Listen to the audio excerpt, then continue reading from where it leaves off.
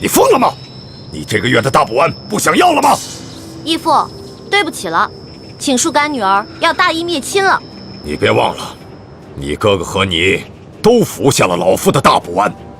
我告诉你，一旦毒发，你们会死得苦不堪言。鳌拜，咱们来做个交易吧，你放了皇上，我也求皇上放了你，怎么样？老夫真是看走了眼了。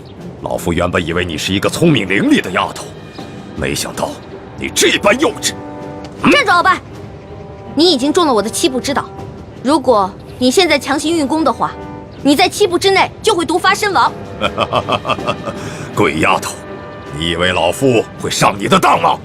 就算老夫中了7步刀，也会在7步之内一样先毙了你们的命，让你们为老夫陪葬的。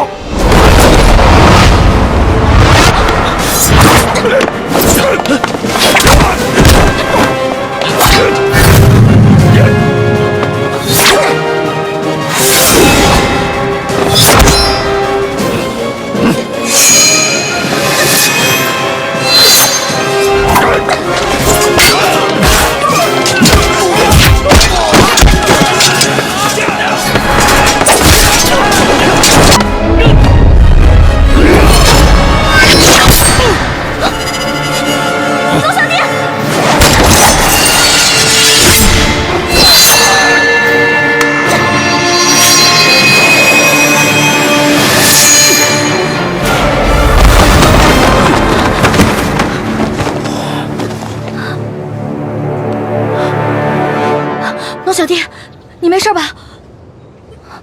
来，慢点。没事，还好有你的金层背心。南哥他们，我去救皇上，你去吧。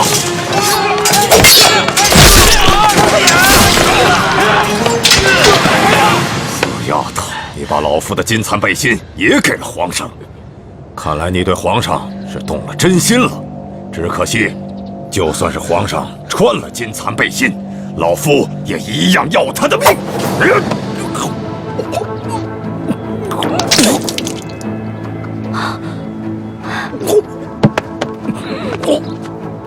鳌拜，你果然与众不同啊！别人中了我的7步倒，只能走7步，没有想到你追了我们这么多步才倒，厉害！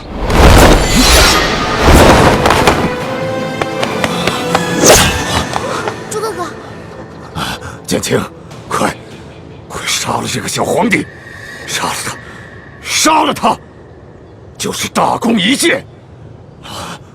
老夫就会把你们兄妹2人的大补丸的解药给你们，还会升你为太医院的院判。快杀了他！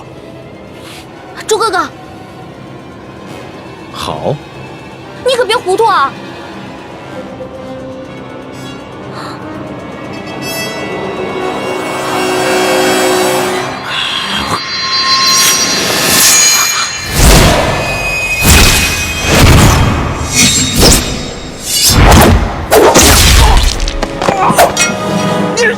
中堂大人，你忘了，我是奕欢的哥哥，当然要帮自己的妹妹。你们这大补丸的解药都不想要了吗？中堂大人，你又忘了，我是大夫，大补丸的解药我会解出来的。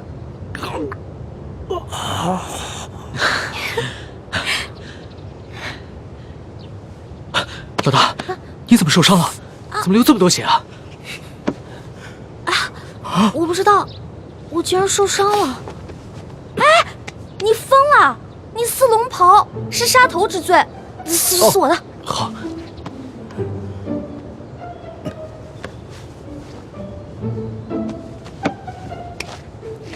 哎，等等，皇上，奴才这有手绢啊。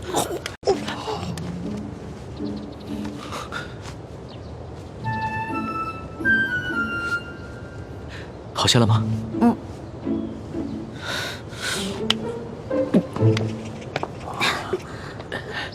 鳌拜，你别不服气，没想到你这个人不仅有勇无谋，还有眼无珠。站在你面前的根本就不是什么皇上，他他是皇上的替身龙三。你说他是龙三？护驾，护驾，这边快！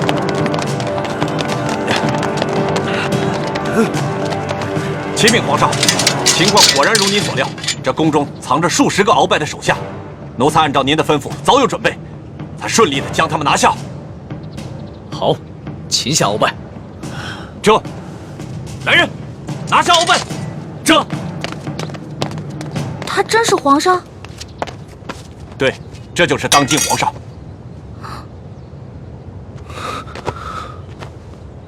微臣参见皇上。丫头，你白长了一双大眼睛，中看不中用。你可知这玄烨在先皇的皇子中排行老三，龙三的名字是他平时出宫微服私访时的化名。你也不好好想想，他要不是真正的皇上，何来的这等的气象啊？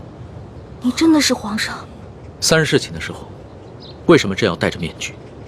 朕跟你说话的时候也是破绽百出，可是你都没有发现。朕还从来没有见过像你这么单纯可爱的女孩。华妹，赶紧下跪！你这个骗子！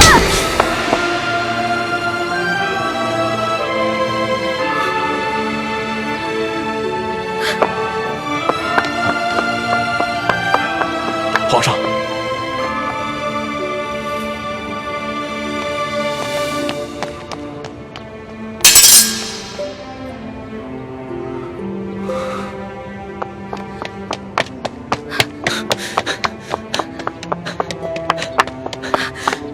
你给我站住！你给我放开！你就是个混蛋，你就是个无赖！你吃了雄心豹子胆了！你不仅敢打朕，还骂朕是骗子无赖！你本来就是骗子，本来就是无赖！你知不知道你现在说的每一句话都够砍你100次头了？砍吧，反正现在鳌拜已经被你制服了，留着我这个猪脑袋也没什么用了。好，你不怕死是吧？那你哥哥呢？你知不知道你打了朕要被诛9族的？好啊，你先是利用我，现在利用完了对吧？我没有价值了，你就知道欺负我，砍我的头，还要诛我9族，有你这样欺负人的吗？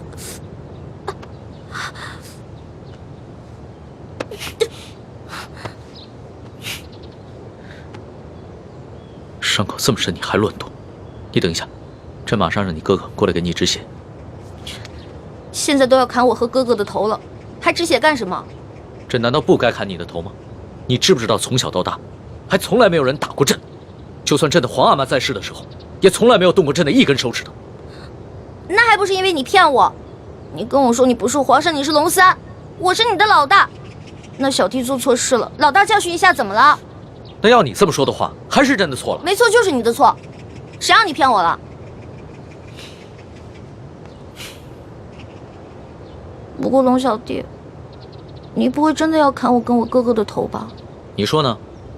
你当着那么多人的面打了朕，这要是不惩罚你一下的话，还怎么君临天下呀？你还有没有良心啊？刚刚是谁冒死帮你跟鳌拜拼命的？刚刚你确实挺勇敢的。朕原本以为你就算真的担心朕，但也只会躲得远远的。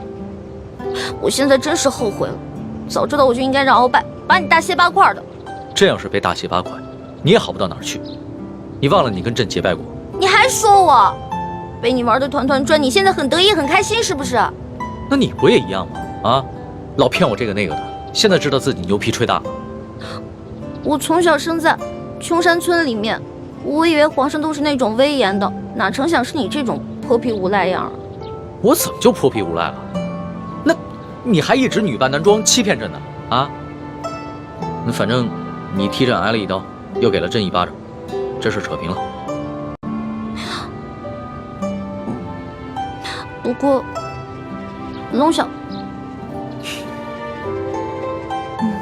皇上，是不是以后我得跟他们一样，毕恭毕敬的叫你皇上了？那当然了，在外人面前，朕只能是皇上，你就不能胡闹。只不过，私底下，你如果还愿意叫朕龙小弟的话，朕会很开心的。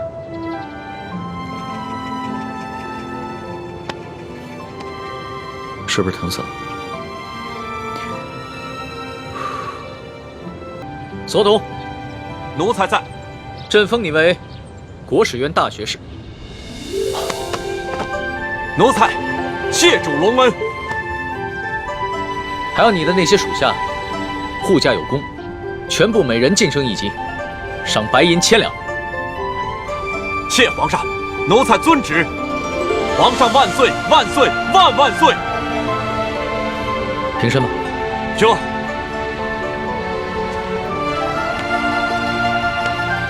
李建清，臣在。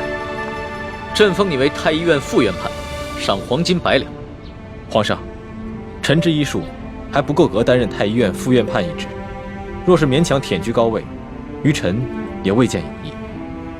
臣护驾乃是臣分内之事，不求封赏，只求当好一名御医。你年纪轻轻就能淡泊名利，很好。不过既然是你救了朕，那就是为朕立下了大功，朕也得赏罚分明啊。你要是不愿意升职的话，那朕就赐你一件黄马褂，准你有急事的时候，可以直接穿着黄马褂进宫见朕。多谢皇上。桓答应。奴婢在。你为了帮朕铲除鳌拜，不惜冒着生命危险潜伏在鳌拜的身边，还识破了鳌拜要给朕下毒的阴谋，为朕擒下鳌拜立下了首功，可谓是有胆有识有勇有谋的女中豪杰。你想要什么，尽管说出来，朕都会遂你的愿。皇上，奴婢只有2件事想请求皇上。这第一件事，想让皇上撤去奴婢的答应之位。朕本来就要准备取消你答应的封位，封你为嫔，让你做一宫之主。皇上误会了，奴婢不是嫌答应的封位太小，而是奴婢只想做一个小小的宫女。为什么？因为奴婢的满八旗身份是鳌拜帮我伪造的，之前为了迷惑鳌拜，所以皇上给奴婢封了一个答应之位。可是现在鳌拜已经就擒了呀，所以奴婢也没有必要再假意的做皇上的后宫嫔妃了。这有什么的？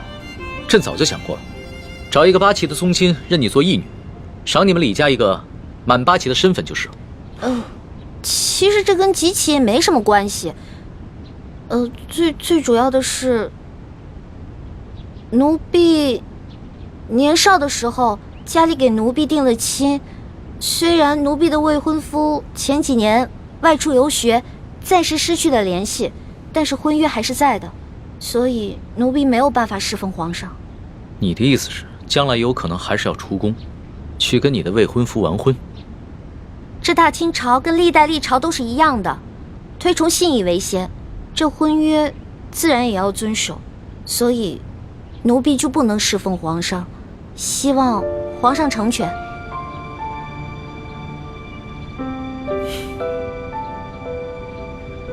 你既然不愿意做朕的嫔妃，那朕也就不强求你了。你毕竟是立下了大功，朕也不会让你做一个普通的宫女。这样吧，朕就留你在御书房，做朕的笔墨侍书。等将来你的未婚夫有了消息，朕就让你出宫去和他完婚。奴婢谢皇上恩典。这个笔墨侍书，以前宫里是没这个职位的，而是朕特意为你而设。你既不是后宫嫔妃，也就不适合住在东西12宫中的任何一宫之中。这样，让人在后宫之中找一处幽静的住所，赐名永乐斋，暂时拨给你住。谢皇上恩典。那你的第2个要求呢？我第2个要求很简单，奴婢知道皇宫里有一个宝库，里面有好多奇珍异宝，奴婢想进去转一转。你还真是个小孩心性。好，朕准你了，准你去宝库逛一逛，顺便挑几样自己喜欢的宝贝，就当是朕给你的赏赐。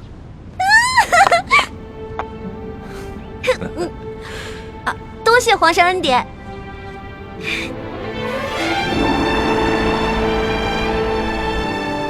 石树姑娘，哇，请。哇，公公，这皇宫宝库里面有这么多的宝物啊！是啊，我都不知道挑什么了。石叔姑娘，我跟你说，这宝库中的奇珍异宝啊，有数十万件。姑娘喜欢哪一件，告诉我，我来帮你选。李公公啊，你可知道皇上为何让我来选宝物啊？这个不知道，但是我知道，如今姑娘可是皇上身边的大红人呐。我在这宫中已经30-40年了，还是第一次看到奉旨到宝库中来选赏赐的事情啊。来，这皇上啊，让我来挑宝物啊，实际上是给我下了道密旨，是让我来这儿找铜匣的。哎，但是这事儿除了皇上知道，只有你我知道，不许告诉第4个人啊。奴才明白，姑娘你放心，我在这宫中当差好几10年了，就一样好处，嘴巴紧，从来不乱讲话。这个好，继续保持啊。好，走，我带你去看看册子啊。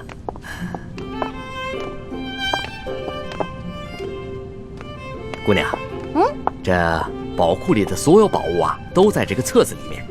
我们看看这个铜匣，这个是铜匣的，你看看，这个宝库里的铜匣呢，一共有174件，不知姑娘想要哪一件？李公公啊，这个铜匣呢？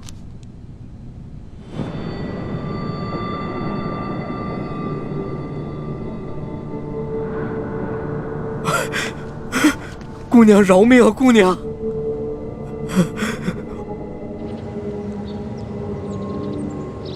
什么？铜匣被鳌拜拿走了？李公公说大概3个月前吧，这个鳌拜呢私自拿走了一个铜匣，还叮嘱他不能告诉任何人。我去登记册上看到铜匣的形状，应该就是我们要找的那个。恐怕不是鳌拜私下拿走的，是李公公亲自拿去献给鳌拜的。这个李公公现在还不知道我们已经知道了他是鳌拜的内奸，所以他在言语中呢为自己脱罪遮掩。哎，朱哥哥，我可听了你的话啊，没有揭穿他。你刚才说什么？3个多月前，那不正是义父告诉我们铜匣秘密的时候吗？难道鳌拜也知道了铜匣的秘密，所以抢先一步拿走了铜匣？可是鳌拜怎么知道铜匣的秘密呢？难道我们明珠谷出了奸细？奸细？我觉得会不会是鳌拜觉得那个铜匣很顺眼，自己比较喜欢，就顺手拿走了呢？环美，这么大的事情，我们不能存在侥幸心理。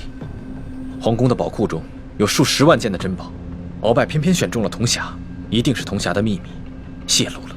那也就是说，咱们明珠谷有内奸了，那怎么办啊？眼下之计，只有想办法到鳌拜府上拿到铜匣，在暗中通知师傅们排查谷中所有人，找到奸细。学姐姐说的有道理，之前这康熙啊，一直担心我中了大补丸的毒，但他不知道咱们已经把毒悄悄的给解了，所以呢，我可以借口找解药，亲自搜查鳌府，康熙肯定会答应我的。环美，康熙一直对你言听计从，就连你之前打了他一巴掌，他也饶恕了你。但是，你千万不要被他的柔情蜜语所迷惑。朱哥哥，哎呀，你在其他事上都挺大气的，怎么这件事上这么小气呢？我接近康熙，还不是为了帮你实现为你父皇报仇、光复大明的梦想，结果你还怀疑我。对不起，环美，是我想多了。也不知道为什么，我心里总是不踏实。等我们拿到了铜匣，一起撤出紫禁城，再也不要见康熙了，好吗？怎么，你不愿意啊？哎呀，说实话啊，在这皇宫里呢，有最大的老大罩着我，想吃什么吃什么，想玩什么随便挑，这种感觉还真让我轻飘飘的。我还想多享受几天呢。你呀，哎呀，好了，我只是把我自己内心的话说出来而已嘛。为了不让你生气，我保证等找到铜匣以后，跟你们一起撤，行了吧？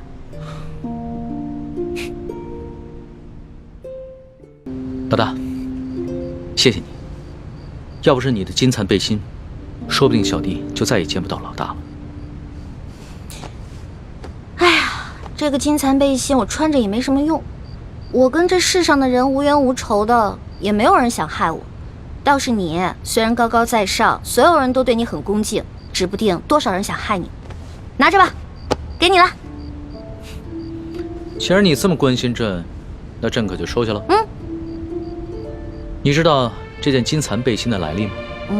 我只知道这个是先帝赐给鳌拜的。这件金蚕背心呢，是前明崇祯皇帝的贴身之物。这个崇祯皇帝生性多疑，唯恐被人刺杀，所以花重金从海外购得了这么一件宝物。可惜啊，最后他还是丢掉了天下，吊死在了梅山。就跟这个鳌拜一样，曾经权倾天下，现在不也照样变成了一个阶下之囚？所以啊，这执掌天下之人，可不能靠什么宝物防身，必须以仁德治天下。只有天下太平，这做皇帝的才会太平。龙小弟，你这一本正经说话的样子，还真像个皇帝啊！什么叫像个皇帝？朕本来就是个皇帝。是，而且朕会说到做到。哎呀，老大，你怎么了？你没事吧？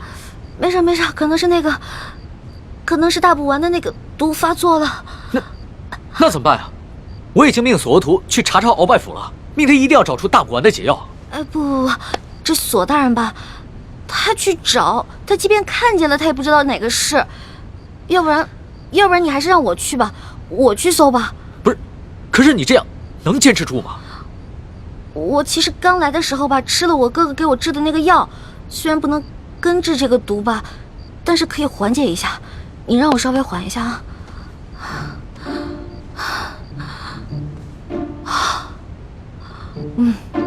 好多了，应该没问题了。行吧，那你就赶紧拿上朕的金牌，去鳌拜府查吧。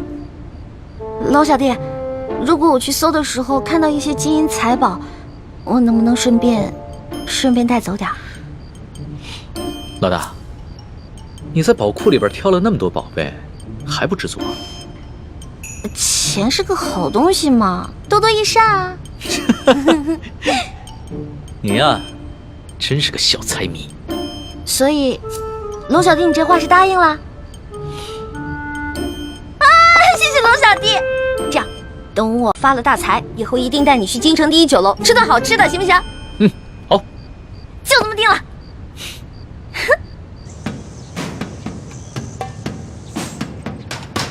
还不进？石树姑娘，这都是为你准备的。来，尝一尝，应该是不错的啊。经典一下。好吃。好吃吗？好吃。啊。翡翠石剑，这边。的确好吃。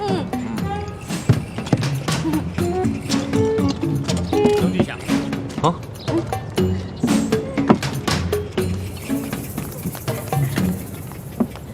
表姨父，这是查抄的物品清单，您过目。啊。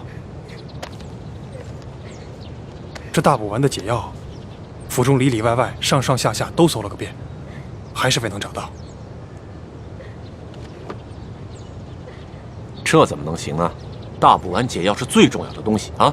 皇上说了，掘地3尺也要找出来。继续搜。是，卑职这就亲自带队再去搜一遍。快去。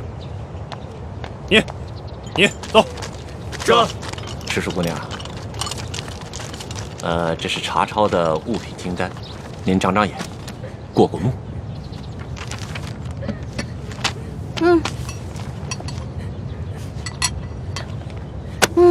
不用看了，这个不对。不对。哪里不对啊？啊，石树姑娘。这个清单啊，肯定不对。这不对吗？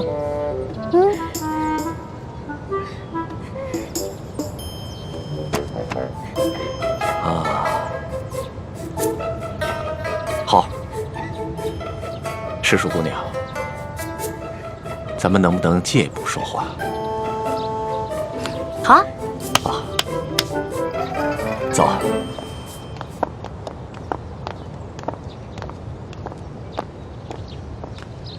参见大人。行了，走吧，走吧。行，走。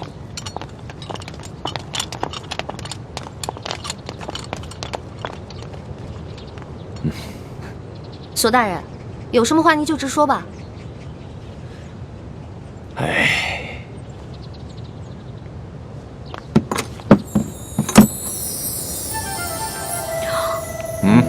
哇，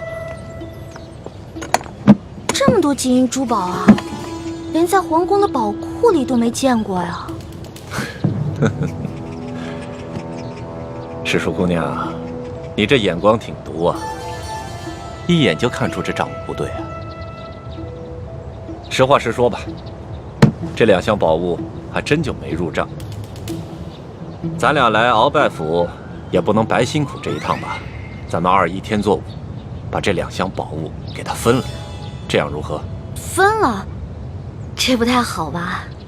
这有什么不好的啊？这皇上命咱们俩来查抄这鳌拜府，其实就是想赏咱们俩一个发财的机会，这你都不懂吗？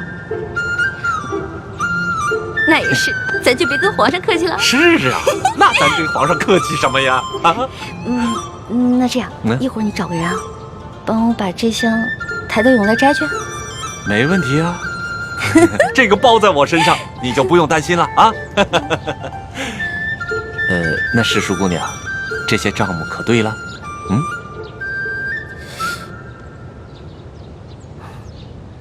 不对，还是不对啊。什么不对啊？赤树姑娘，这还有哪儿不对呀？啊？这个不对。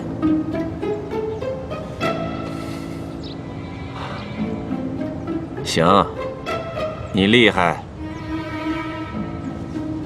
走，跟我走。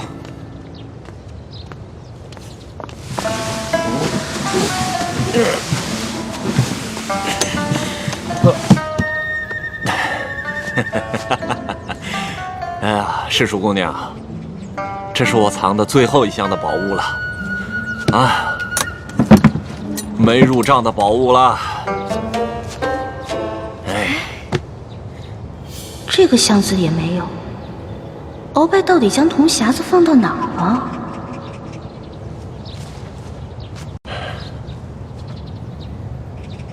赤树姑娘，这最后1箱宝物，我本来是要留下来，孝敬其他王公大臣的。你想啊，咱俩捞到了这查抄鳌拜府的肥差，这朝里多少眼睛盯着咱俩也不能不懂规矩啊，是不是？是啊，索大人，我虽然不是特别懂你们这朝中的复杂关系吧，但是我也知道，这人要懂得分享，不能吃独食，不然啊会招来祸灾的。是不是？是啊，哎呀，赤树姑娘就是聪明伶俐，难怪皇上这么宠爱你。哎，那现在这账目可对了？这账目是对了，但是我这解药还没找到呢。对呀，这解药没找着。鳌拜这奸贼实在是狡猾得很呐。这找不着解药，咱俩怎么向皇上交代呀？索大人。您看这样，您让手下的人呢去审一审鳌府的人，问问这鳌府里面有没有什么密室之类的。对呀，我怎么就没想到这一点呢？啊，哎呀，还是诗书姑娘更胜一筹啊！那咱这个先放着，查解药去。走。诗书姑娘，你瞧这个地方机关重重，也不知道藏了多少宝物，说不定这大补丸的解药就藏在里面。索大人，这个机关十分的复杂，我们真的没办法打开啊！废物，一群废物点心，这点事儿你们都办不好啊！我告诉你们，再给你们1个时辰，如果你们再打不开，我把你们这没用的手给剁下来。我剁下来知道吗？我知道，我们开。索大人，消消气啊！我觉得他们打不开，跟您站在这儿也有关系。您想啊，您站在这儿，他们紧张啊，紧张肯定打不开。要不然您看这样行吗？您到外面啊歇息歇息，喝个茶，我来看着他们。还真说不定啊。那行，那就麻烦世叔姑娘帮我先盯着点。好嘞。啊，你们听好了啊，一切都听世叔姑娘的安排。是。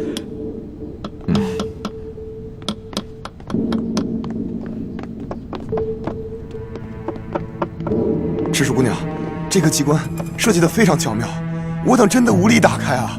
是啊，我看看。哎，您请啊，您看看。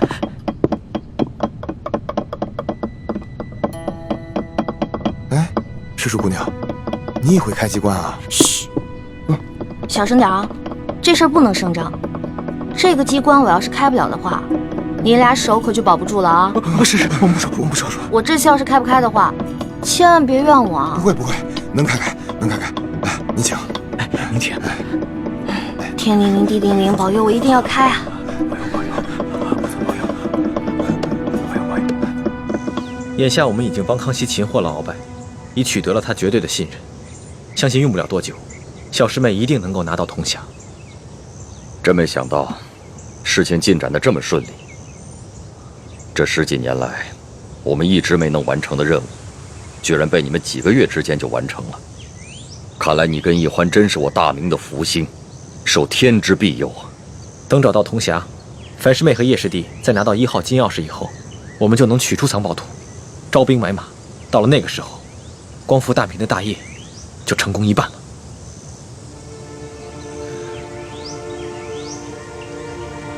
唉，怎么了，义父？有件事情藏在我心里已经很多年了，我现在告诉你，你也要把它藏在心中，不能告诉任何人。义父，请讲。孩儿定当守口如瓶。你可知道，我为何让你们活捉孙府？为了清除逆党，同时追查二哥四星的下落。那你可知道我为何要急于见四星？二哥四星乃是义父的亲生儿子，当年曾随义父出生入死，立下过汗马功劳。现在二哥下落不明，义父下定决心寻找他，当然是出于父子人伦，人之常情。我急于找到四星，并不仅仅是因为父子情深。你可知，那镶着玛瑙的第2号金钥匙，当年就在我的手上。当时我为了掩护先帝逃亡，自知必死，就把那金钥匙交给了四星。义父是说，那2号金钥匙随着二哥不知所踪了。当年我本有机会救我的妻女，但你就把太子交给我，你的座位让给晋王妃。陛下，万万不可！就你和皇后，快登车吧。臣已经为臣妻备好了马车。父王，你竟然让母妃和妹妹另列马车，马上就到。刚刚陛下明明让母亲上车，你却不让。你明明知道我三贵马上就要破城了。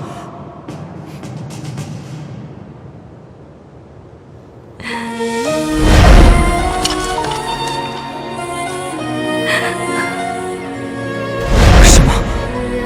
你要抛下母妃和妹妹不管？国难当头，顾不了我们自己的家。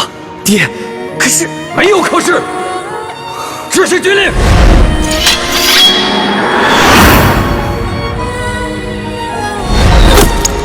娘，小妹，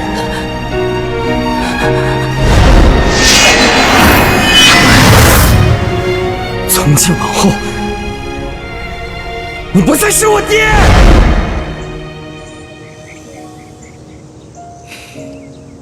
这么说来，现在我们手上只剩下了延平王的3号金钥匙。就算找到了铜匣和1号金钥匙以后，也都于事无补了。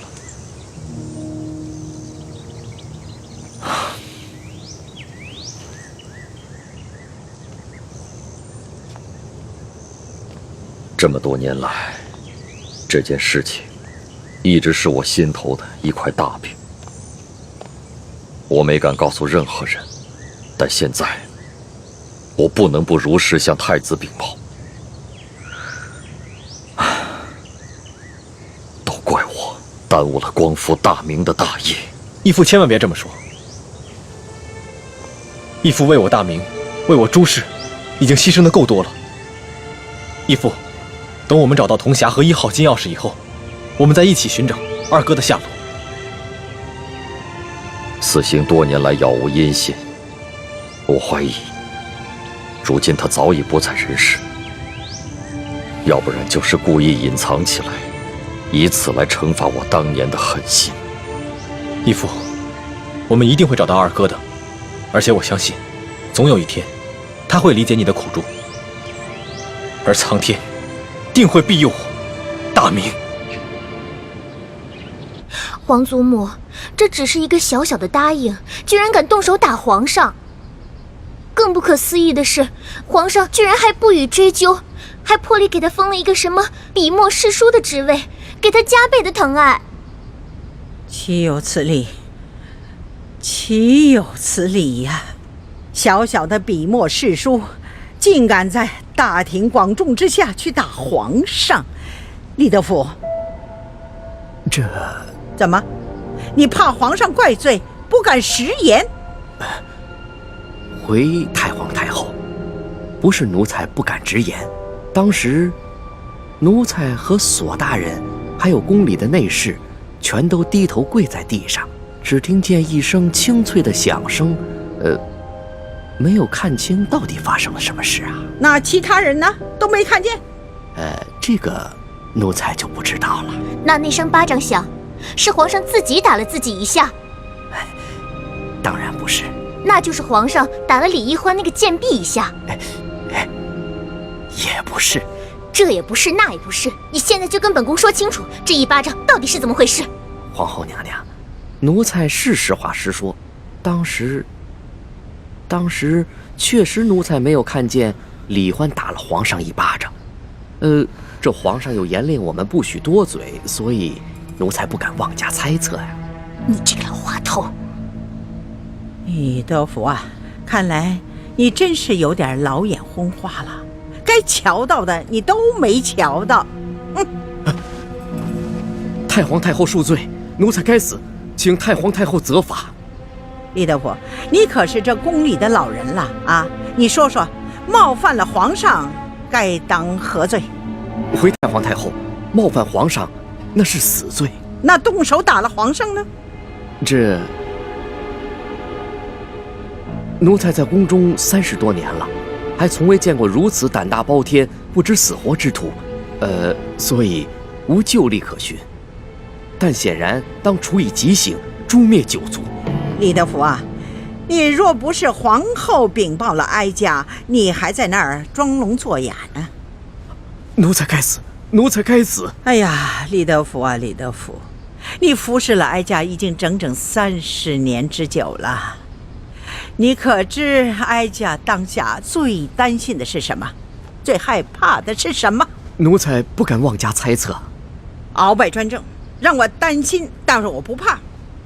这吴三桂以兵自重，哀家也担心，但是也不怕。哀家最怕的是这宫里头再出现一个像董鄂妃这样的狐妹子，怕会毁了皇上，毁了我大清江山呐！太皇太后，您请放宽心，那李易欢她成不了董鄂妃，她是个汉女，况且自幼又定了亲，一旦她的未婚夫出游回来，那李欢就该出宫完婚去了。这汉女怎么了啊？定了亲又怎么了？当年这海兰珠就嫁过人，这太宗皇帝不照样爱若珍宝吗？董鄂妃一样，她还是先帝的弟媳呢，那先帝不是照样为她神魂颠倒了吗？这李易欢呐，比起这海兰珠啊、董鄂妃呀，真是有过之而无不及呀，居然还敢打皇上啊！皇上连这个都能忍，这说明把他纵容到什么地步了啊！李德福啊，这可是天大之事啊！你居然没向哀家禀报！奴才该死，奴才该死。不过，奴才也着实冤枉。这李易欢，他入宫之后，也未见得如何受宠啊，只不过册封了个答应。可是，谁想到，竟然到了今天这个地步啊！可见呢，这个李易欢是一个险毒之人呐。皇祖母，你可千万不能再纵容这个贱婢李易欢了，否则，只怕您担心的事情又要重蹈覆辙了。放心吧，只要哀家在，任谁他也翻不起这个波澜来。都过了1个时辰了，诗书姑娘，你到底行不行啊？哎呀，别催我了，恐怕我们的手是真的保不住了。是啊，能不能不要那么绝望啊？我有种预感，我很快就能打开，很快。这真的假的啊？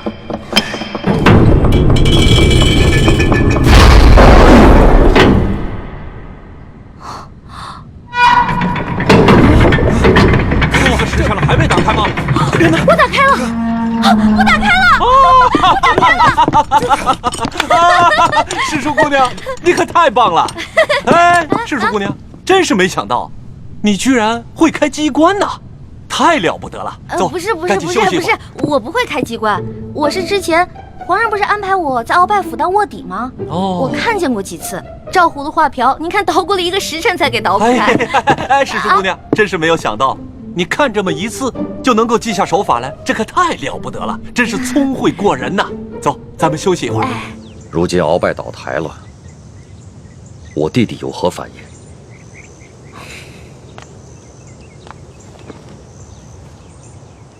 叔父应该是受了鳌拜大补丸的控制，所以未必是真心在为鳌拜办事，不过是为了保全性命，成了鳌拜的内奸。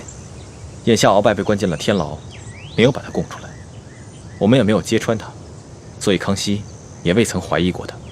眼下他在宫里的日子，也算是风平浪静。那，如果我向他表明身份，以你对他的观察，他是否会认我这个亲大哥？是否会弃暗投明，加入我们光复大明的联盟？这个很难说。我曾经试探过他几次，他常常感慨自己孤身一人，似乎十分想念从前的亲人。不过他毕竟在宫里生活了几十年，已然变得十分麻木且圆滑，而且他现在有钱有势，我猜他不会为了跟义父的兄弟情谊而放弃眼下所拥有的一切。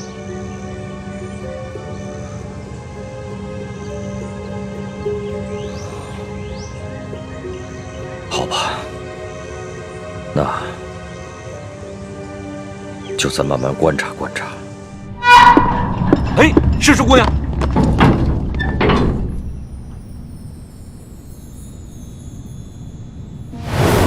你们俩把工匠带走，给他们打赏，快！知。没想到啊，这鳌拜老贼的密室，珠宝多的比皇宫还多。可不嘛。哎，索大人，要不然这样，咱俩呢先挑点，剩下的入账，您觉得呢？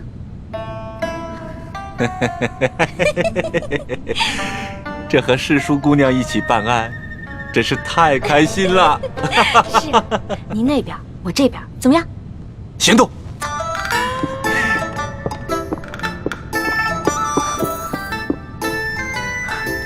真是皇天不负有心人，我终于找到你了。哼，朱哥哥，看你以后还好意思骂我笨。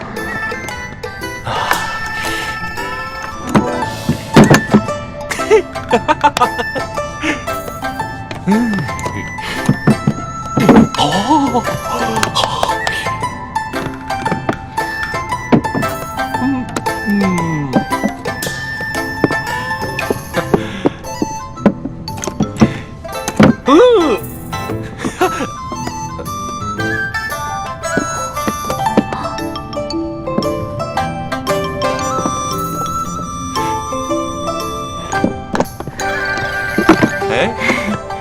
姑娘，你这就挑好了？当然了。再多挑点吧。哎，不了不了，我挑的已经够多了。索大人，您再接着挑点呗。我呀，哎呀，我想起来了，不对呀。怎么了？这大补丸的解药还没找到呢，怎么跟皇上交代？那您要不要再带着手下人继续看看？您看这天色不早，我挑的已经够多了，我先撤了。好嘞，那我送你出去。来，谢谢索大人。慢点，慢点，慢点。好。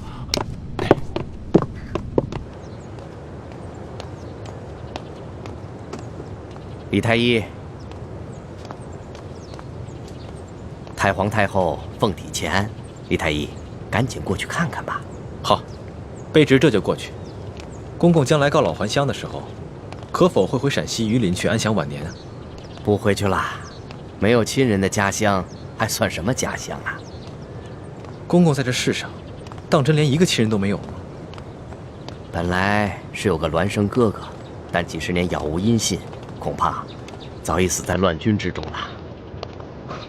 万一公公的哥哥吉人自有天相，还活在这个世上呢？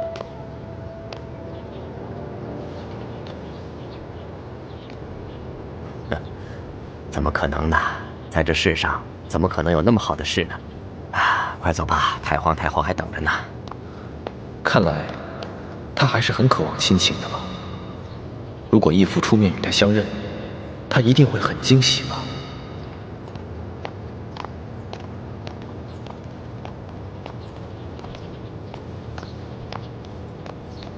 公公，太皇太后的病一向是院判大人亲自救，今日怎么突然选我这个排名最末的太医？这个咱家就不清楚了。也许是院判大人觉得你年轻，却医术高明，太皇太后也就留上心了吧。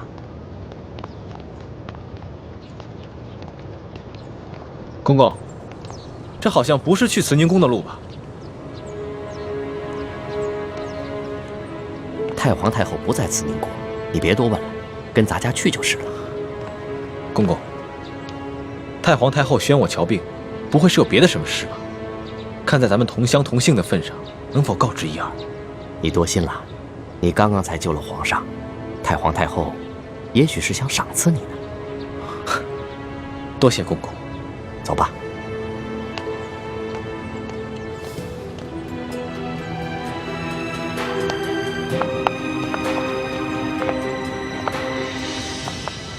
厉贵人，您吉祥。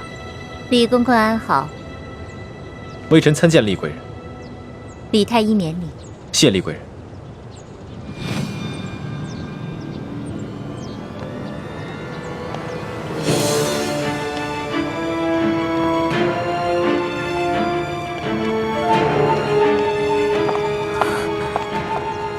师父，大师兄出事了，我去永乐宫通知医患。你千万要沉住气，不得忘不得已，不要暴露自己的身份，知道了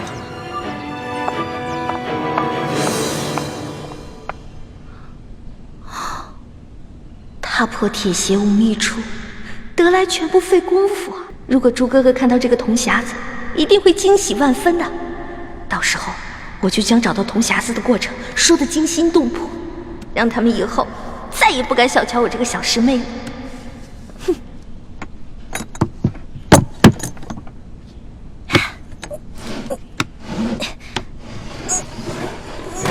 一欢，谁？一欢，快去救大师兄，快啊！啊！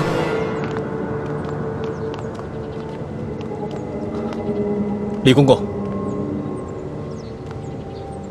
太皇太后不是宣我来看病的吗？怎么把我带到这儿来了？有什么事情先进去再说啊！开门。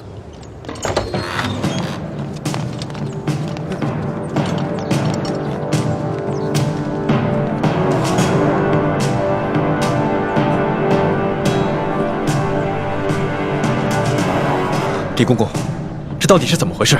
太皇太后懿旨，将你们这些捉拿鳌拜有功的人聚在一起，每个人赐一杯御酒。龙小弟，我求求你去救救我哥哥，还有那些工人吧！他们犯了什么错？他们不就是看我打了你一巴掌吗？可是，他们就要因此失去自己的性命吗？这不公平啊！朕已经吩咐过所有人守口如瓶了，没想到还是传到了太皇太后的耳朵里去了。现在太皇太后已经下了懿旨，这也不好公然对抗她的权威啊。太皇太后的权威，难道比那些人的性命还要重要吗？太皇太后要维护的是皇权的威严，这是紫禁城，有很多规矩，不仅这里的大小奴才要遵守，连朕也必须得遵守。祸是我闯的，跟他们没有关系。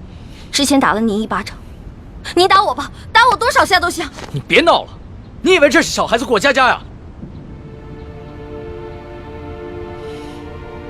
现在做什么都来不及了，太皇太后不会放过你的。等她处理完你哥哥那些人，就会轮到你了。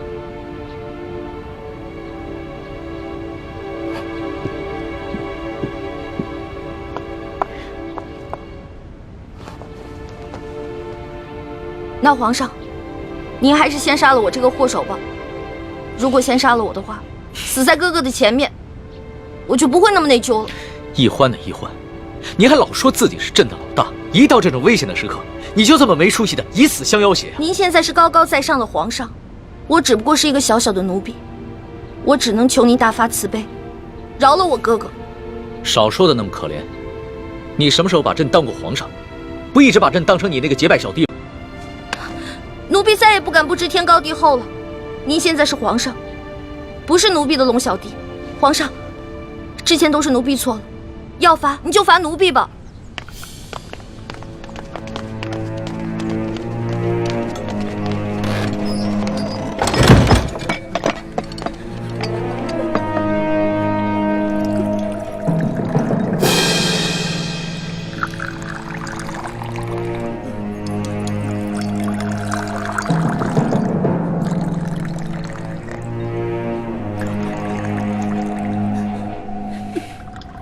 你先起来吧。我不起。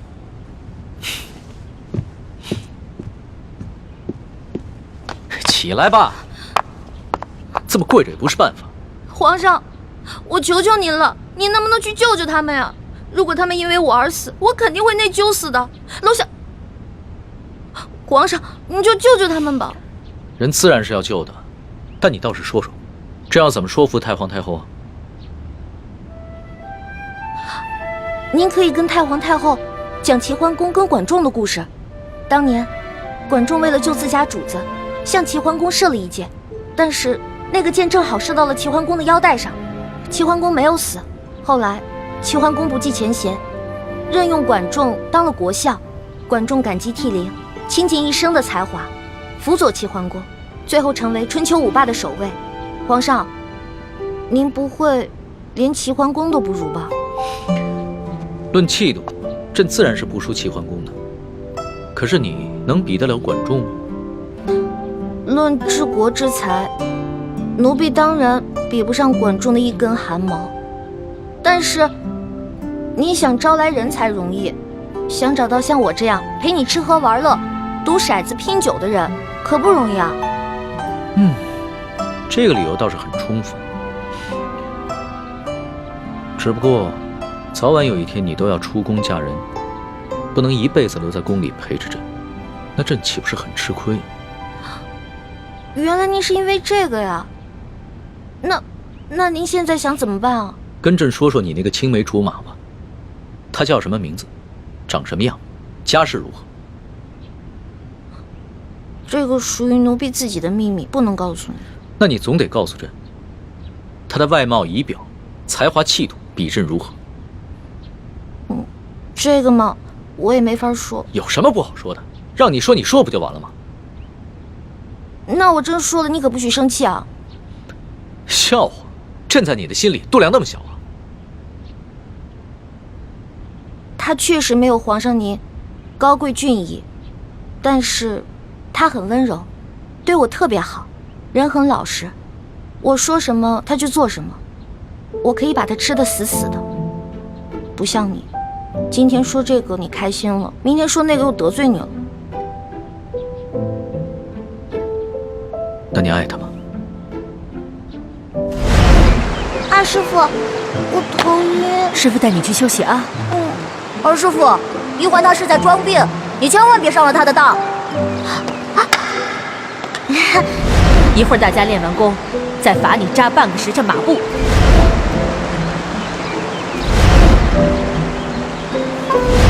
玉欢妹妹，你别生我的气了好吗？欢妹妹，这个给你，我们和好吧。核桃酥，那。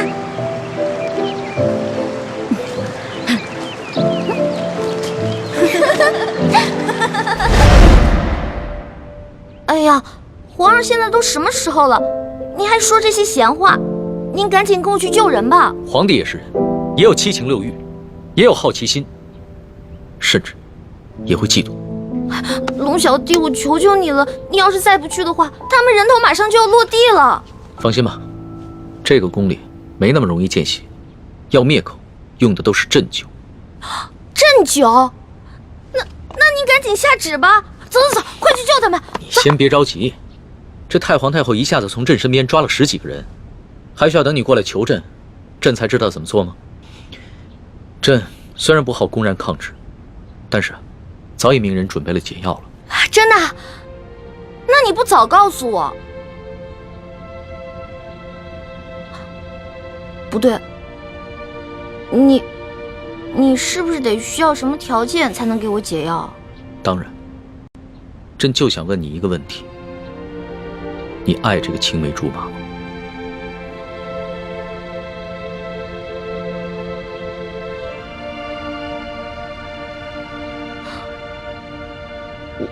我不是不告诉你，说实话我也不知道，我只知道我们是青梅竹马，从小他就对我特别的好，以后我肯定是要嫁给他的。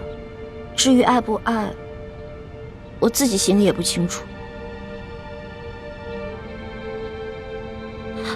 哎呀，好了，我现在回答完了，你可以跟我去救人了吧？等一下，朕还有一个问题。你怎么那么多问题啊？你有话快说，有屁！皇上您问吧，您快点问。你爱朕吗？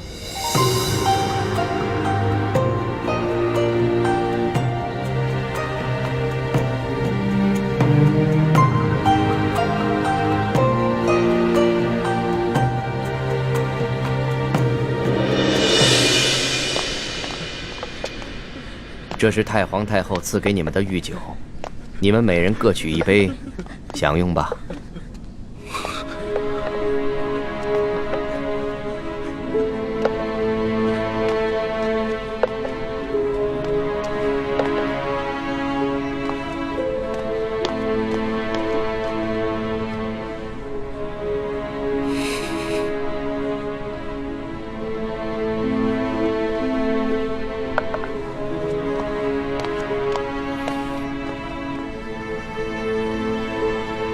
这酒有毒。姑姑饶命！姑姑饶命！李公公，太皇太后为何要赐毒酒给我们？咱家也没有办法。事到如今，我就让你们做个明白鬼吧。都怪你们的运气不好，看到了不该看的场面。李公公，我们什么都没看到，不明白你在说什么。还请您帮我们向太皇太后求个情，饶了我们大家吧。咱家没有这个面子，更没有这个胆子。这太皇太后的懿旨既然已经颁下来了，谁都救不了你们了。这毒酒，你们喝也得喝，不喝也得喝。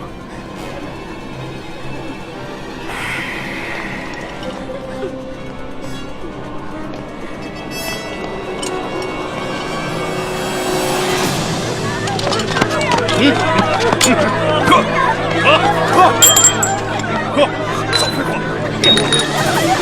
来吧，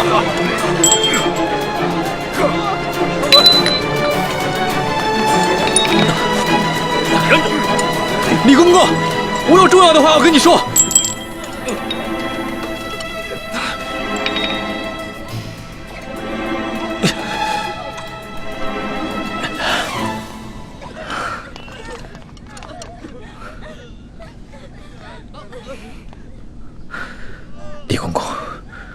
我知道你和我们一样，都服过大补丸，都是鳌拜埋在宫里的棋子。今天，你若不救我和这些宫人，那么你的秘密，我也不会再替你保守了。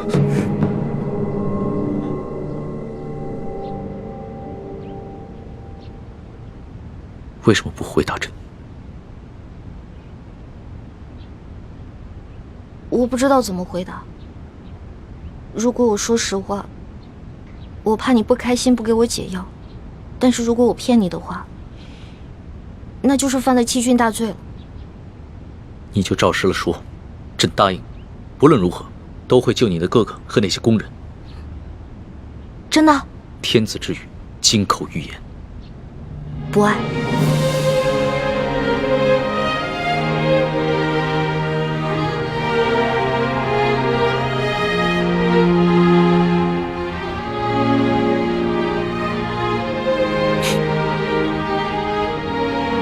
这2个字说的真干脆，丝毫不顾及朕的感受。我之前就跟你说过，皇上是这个天下最不值得女人爱的人。可是作为老大，也许我会爱上结拜小弟龙三，但是作为奴婢，我永远都不可能爱上皇上。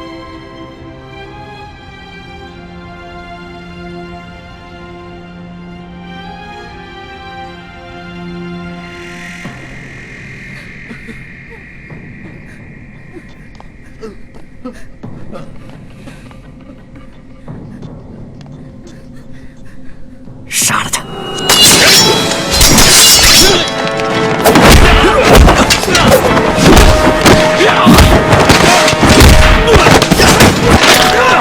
李德福，想不到你要杀我灭口！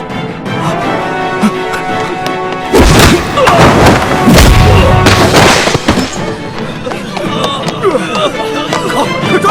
快追啊！站住！快！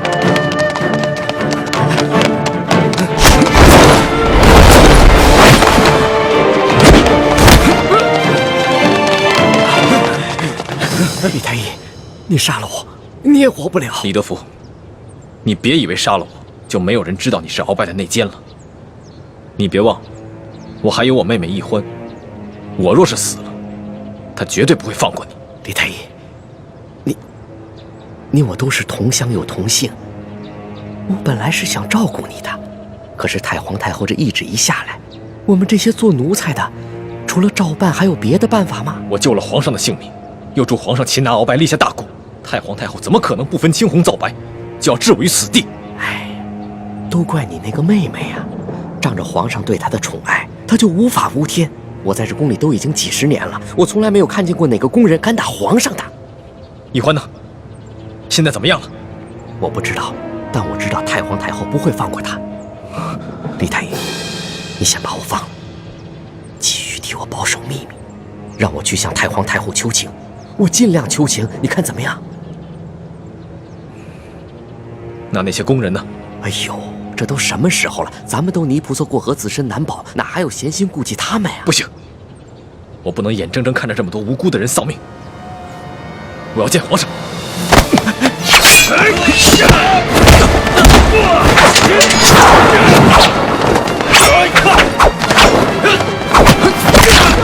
住手！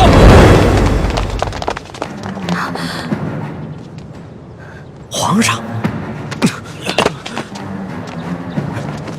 微臣参见皇上。凭什么？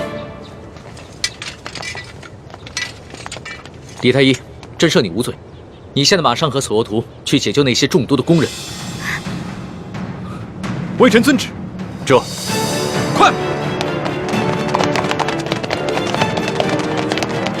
李德福，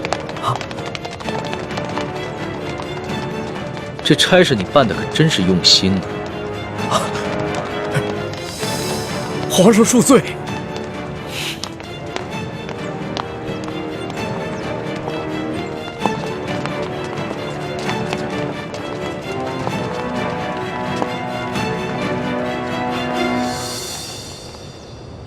石叔姑娘，老奴也是实属无奈。石叔姑娘，您大人大量，不要记恨老奴啊，中堂大人。公公有礼了，宫中一切可好？中堂大人，您放心吧，一切尽在中堂大人的掌控之中。皇上好吗？皇上现在还是每天跟一些小伙伴们摔跤玩耍，无心朝政。他那都是故意做给老夫看的吧？当年顺治爷临终托孤的景象，老夫是历历在目。不过如今皇上翅膀硬了，不把我等老臣看在眼里了，是时候给他点教训了。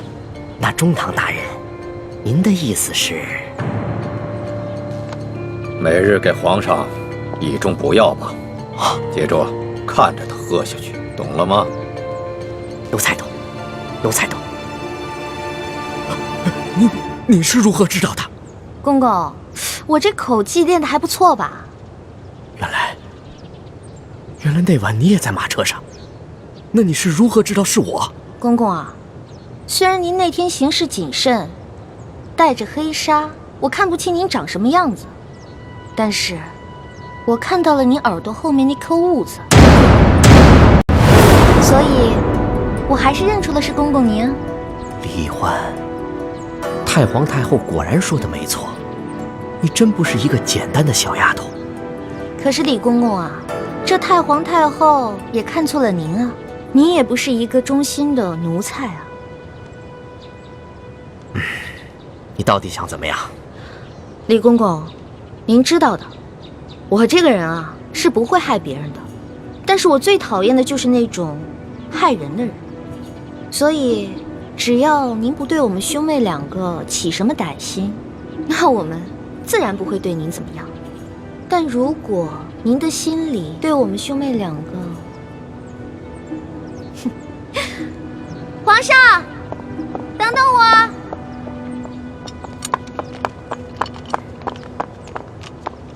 龙小弟，谢谢你啊。其实就算你不求我，我也要救那些宫人们。虽然这会让太皇太后特不高兴，但是朕已经擒下了鳌拜，真正亲政，朕必须坚持己见。不过这个李公公实在是太讨厌了，向太皇太后告密的人肯定是他。这个朕怎么会不知道呢？但是李德福10岁就进宫了，侍奉过3代君王。太皇太后对他十分宠信，打朕小的时候，就是由他把朕的一举一动汇报给太皇太后，这已经是惯例了。就算朕有不满，也无可奈何呀。没想到皇上也有这么多的无可奈何啊。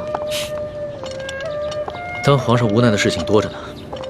对了，大补丸的解药你搜到了吗？我哥哥还没有完全的研制出来，估计这个鳌拜是想彻底让我和哥哥给他陪葬了。那怎么办？这鳌拜虽然已经擒下，但他毕竟是3朝元老，他的一生功过十分复杂，朕还没有想好怎么处置他呢。而且他的性子十分桀骜，无论如何，他都不肯交出大补丸的解药。龙小弟，我是你老大，自古啊，吉人自有天相，没问题的我。朕真的是没用啊，连你都保护不好。龙小弟，你可千万不要对我这么好。